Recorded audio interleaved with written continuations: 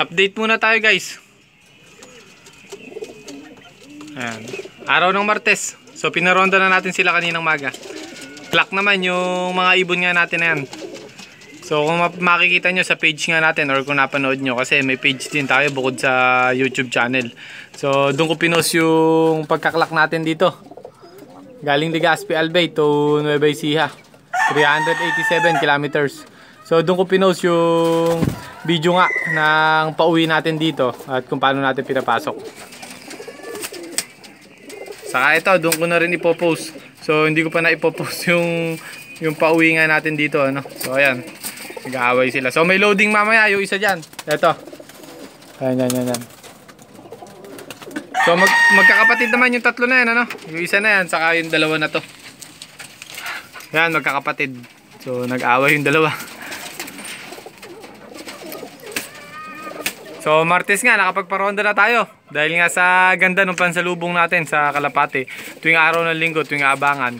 Dahil sa maganda yung pinapakain natin. Kaya na-recover kagad natin yung katawan. So linggo pa lang ng hapon, medyo okay na yung katawan nila. Tapos pagdating ng Lunes, hindi tayo nagparonda, maga't hapon. Umaga hanggang hapon, hindi tayo nagparonda. So pinahinga lang natin yung mga kalapati nga natin at nirelax. So pakain lang, saktong pakain lang, hindi kumbaga pang-apat na kalapati yung pakain, ginawa ko pang 3 lang. Kumbaga bitin sila ng konti kasi Lunes ang ginagawa ko diyan, inoobserbahan ko yung dumi ng kalapati natin. So tinitingnan ko kung okay yung pagdumi or yung panunaw.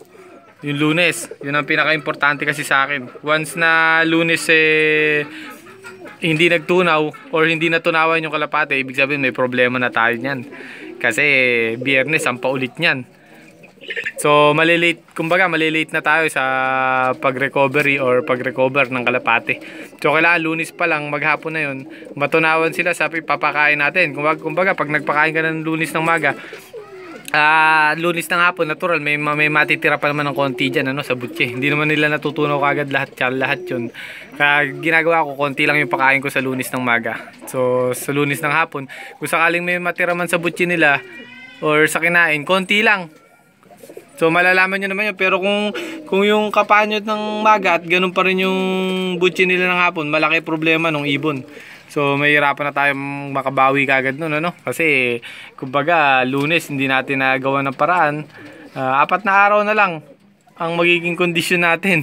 So yung Martes di pa natin alam kung maayos natin yung panunaw. Kaya pinaka-importante sa akin Lunes.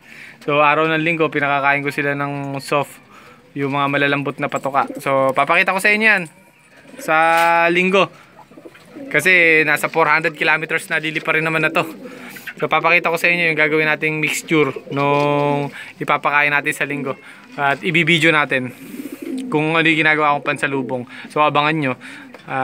Sa ngayon, pinakita ko pa lang muna sa inyo yung condition. So pinaronda natin kaninang maga, tapos pinaronda ulit natin kaninang tanghali yung dalawa na yan. So yung katawan nila, hindi pa bumabalik sa dating katawan talaga. Kasi medyo binibiting ko pang konti.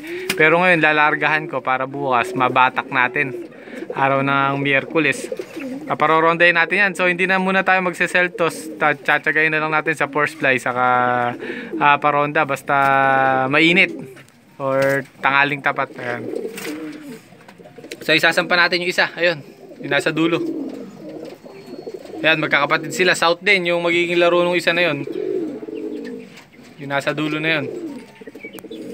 Puro tawid dagat yung magiging laro ng tatlong magkakapatid na to. So katibay yung linyada nga natin na to. Dahil 3 sila. Wala pa naman nawawala. Sa awa ng Diyos naman guys. Talagang kahit pa paano umuwi yung ibon natin. So umuwi pa nga sa oras. Ayan. So gano'n lang, ano. Sinabi ko lang sa inyo yung ginagawa nga natin ng Lunes. So bigay nyo ng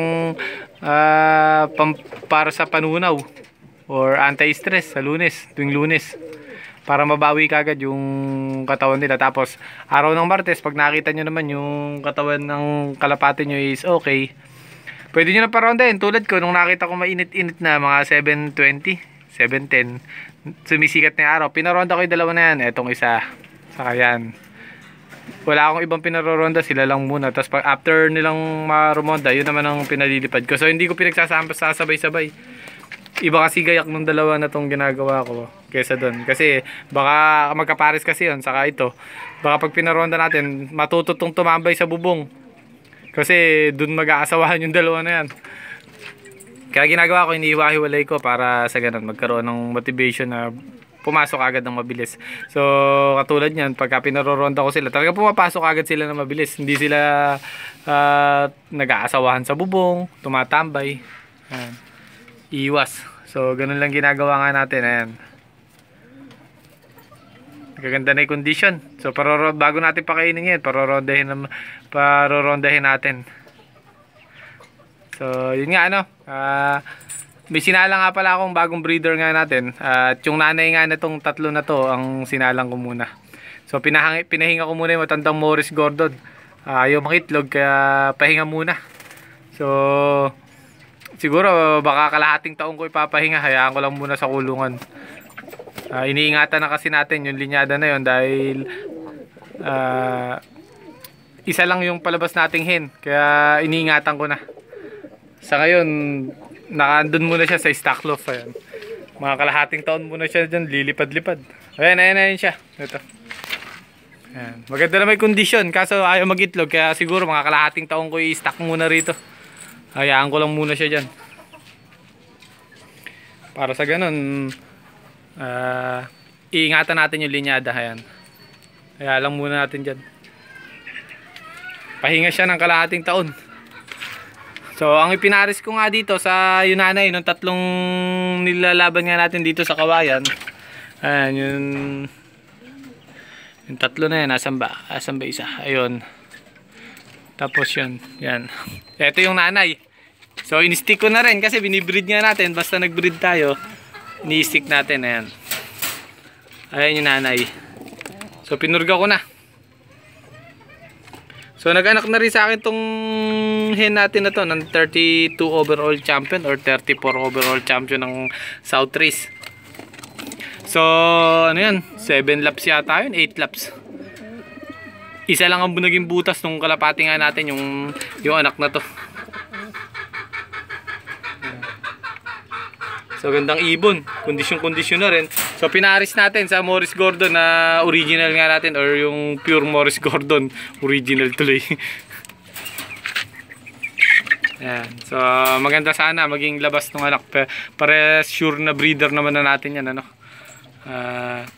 Talagang wala ka nang hahanapin. Sure ball na tayo. Talagang idudulot tayo. Ilalaban tayo sa magandang laban yan sa karera. So, tamang alaga lang ni Boston Ying.